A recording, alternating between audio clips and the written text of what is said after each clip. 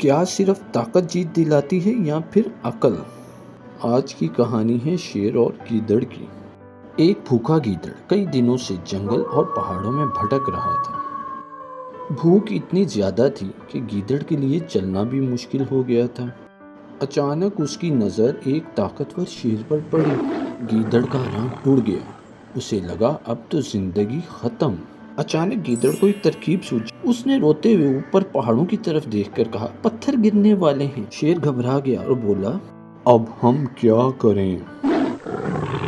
گیدڑ بولا، آپ طاقتور ہیں، یہ بڑا پتھر اٹھا لیجئے۔